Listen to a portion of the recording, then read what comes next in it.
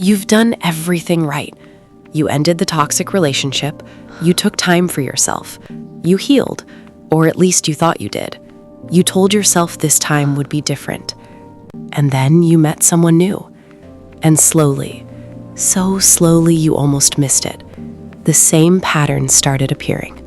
The same emotional unavailability, the same hot and cold, the same feeling of chasing someone who never quite lets you catch them. And you thought, how is this happening again? Am I just unlucky? Is there something wrong with me? Why do I keep ending up here? Here is what I need you to understand before anything else. This is not bad luck. This is not your appearance. This is not some cosmic punishment. This is a pattern, and patterns have roots. Today, I am going to show you exactly where those roots are, because once you see them clearly, you finally have the power to change them. Welcome back. And if you are new here, I am so glad you found this space today, because this video might be one of the most important ones you watch this year. We are talking about one of the most common and most misunderstood relationship patterns that exists. Why we keep attracting the same type of person, no matter how hard we try not to. Let's go deep on this. The first thing you need to understand is this. You did not learn what love looks like from movies or books or fairy tales. You learned it from the first people who are supposed to love you. Your parents, your caregivers, the adults who shaped your earliest years. And whatever love looked like in that environment, however it was expressed, withheld, conditional, inconsistent, warm, cold, chaotic, or stable, your brain filed that away as the definition of love. Not consciously. You didn't sit down as a 5-year-old and decide this is what love is. It happened through repetition, through experience, through the thousands of small moments that taught you what to expect from the people who claim to care about you.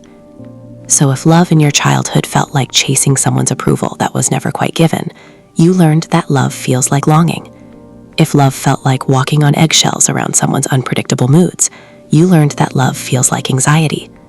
If love was only given when you performed, achieved, or suppressed your needs, you learned that love must be earned. And then you grew up, and you started choosing partners. And without realizing it, you gravitated toward what felt familiar, not what was good, not what was healthy, what felt like home, even when home was painful. This is not weakness. This is neuroscience. Your brain is wired to seek the familiar because familiar feels safe, even when familiar is hurting you. This is the part that people find hardest to accept. The reason you keep attracting emotionally unavailable people or controlling people or people who make you feel like you are never quite enough is not because you are broken. It is because those dynamics feel recognizable to your nervous system. Think about it this way. When you meet someone who is consistently kind, emotionally available, communicative, and stable, does it feel exciting? Or does it feel almost boring, almost too easy, almost suspicious? If your honest answer is that healthy love feels unfamiliar or even uncomfortable, that is the most important data point in this entire video. Because what that tells you is that your nervous system has been calibrated to a certain level of emotional turbulence, and when that turbulence is absent, something in you doesn't quite trust it. So you self-sabotage, or you lose interest, or you find reasons why this person isn't quite right, and you drift back toward the familiar chaos. This is called a trauma bond in its broadest sense, the deep attachment to relational patterns that mirror our earliest experiences of love, even when those patterns are painful. You are not choosing badly on purpose. You are choosing what your nervous system recognizes as love. The work, and it is real work, is expanding your nervous system's definition of what love is allowed to feel like.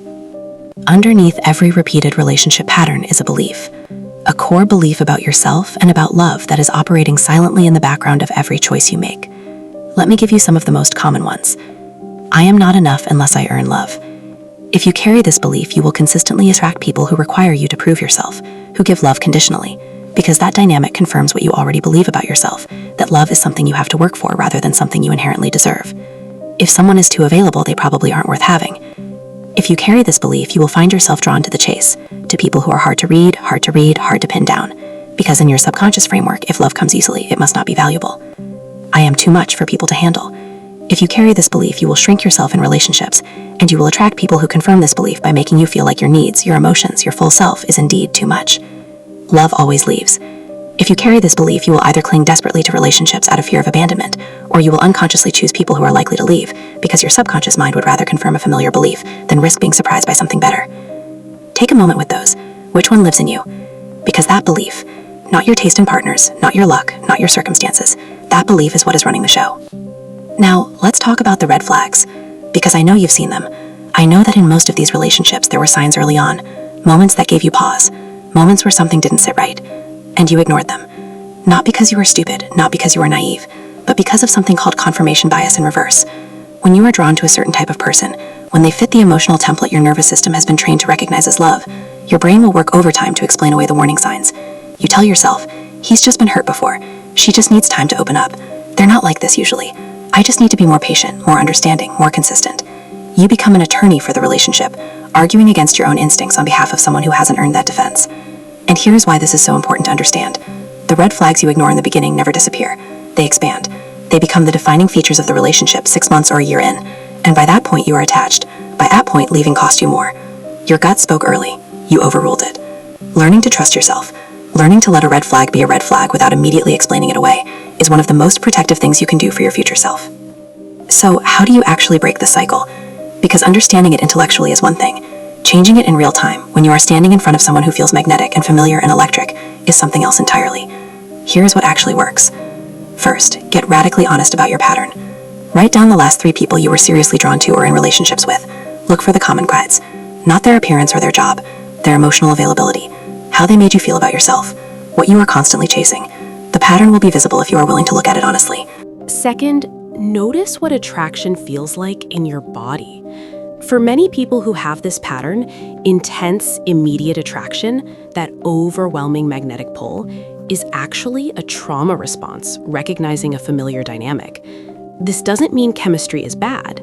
It means that when someone feels immediately intoxicating, that is worth slowing down and examining rather than rushing toward. Third, give different people a genuine chance. The person who feels stable and kind and consistent might not feel immediately electric, but electricity is not the same as love.